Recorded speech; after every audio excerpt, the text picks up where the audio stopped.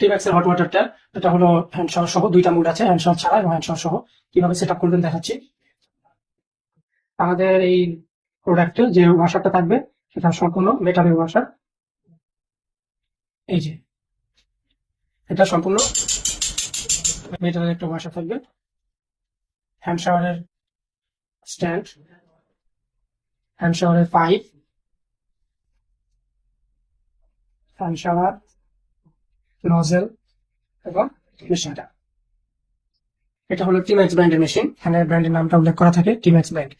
Set করতে হবে কিভাবে দেখাচ্ছি। এই জায়গাটাতে থ্রেডটা পেঁচিয়ে নেবেন। থ্রেডটা পেঁচিয়ে আমরা যে নাটগুলো দিয়ে দিব, নাটের যে তিনটা অংশ, গোল অংশের মধ্যে এই জিনিসটা বসাতে হবে এইভাবে। তারপরে যে চাকনিটা বা নেটটা সেটা দিতে হবে, দিয়ে এইভাবে ধরে থ্রেড ট্যাপ দিয়ে পেঁচিয়ে তারপরে এটাকে এইভাবে টাইট করতে হবে। এইভাবে যত সম্ভব টাইট করতে হবে। টাইট করা শেষ হলে এইখানে আবার থ্রেডটা পেঁচাবেন, আর এই জিনিসটা আপনার যে ওয়াল সেখানে আপনি বসিয়ে এইভাবে পেঁচালে এটা পর্যায়ক্রমে টাইট হয়ে যাবে। এটা হলো এই অংশের কাজ। এখন হলো দ্বিতীয় অংশ, হ্যান্ড শাওয়ার ছাড়া নিলে কিভাবে সেট করবেন দেখাচ্ছি। হ্যান্ড শাওয়ার ছাড়া হলো এটা হলো নজেল। এই জায়গাতে এই নজেলটা এইভাবে বসিয়ে দিবেন, এটা রাবারের গ্রিপ থাকবে তাই পানি লিক করবে না। এইভাবে টাইট করে বসিয়ে এটাকে পর্যায়ক্রমে টাইট করে দিবেন। টাইট করে দিলেই আপনার কাজ শেষ। এটা এখন হলো হ্যান্ড শাওয়ার ছাড়া। এটা ভালোভাবে টাইট করে দিলেই এই যে হ্যান্ড শাওয়ার ছাড়া আপনার ট্যাপটা সেট আপ হয়ে যাবে। এটা হলো হ্যান্ড শাওয়ার ছাড়া।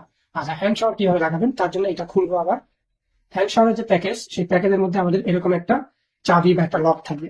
সেই লকটাকে আমাদের এই জায়গায় সেট করতে হবে। লকের যে জায়গায় ওয়াশারটা থাকে সেই জায়গাটা এইভাবে চাপ দিয়ে ভিতরে বসিয়ে তারপরে এইভাবে টাইট করে দিতে হবে, লক হয়ে যাবে। এরপরে কি করতে হবে, এইরকম অবস্থায় রাখতে হবে। তারপরে আপনার যে নজেলটা, সেই নজেলটা হলো উপরের দিকে লাগাতে হবে।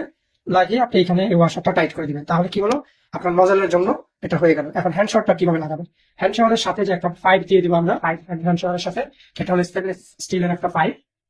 পাইপের যে এই প্রান্তটা, এটা হ্যান্ড শাওয়ারের হ্যান্ড যে ঝর্ণাটা সেটা একটু লাগাতে হবে। তারপরে এই যে প্রান্তটা, এই যে ওয়াশার সহ একটা প্রান্ত, সেইটা যাবে এইখানে।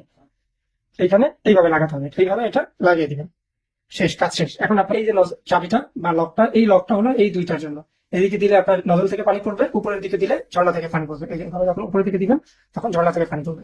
আর গরম পানি ঠান্ডা পানি করার কন্ট্রোল তো এটা আছে। এটা যখন বাম দিকে ঘুরাবেন গরম, মাঝখানে রাখলে বন্ধ, ডানে ঘুরালে ঠান্ডা পানি বা নর্মাল যে পানিটা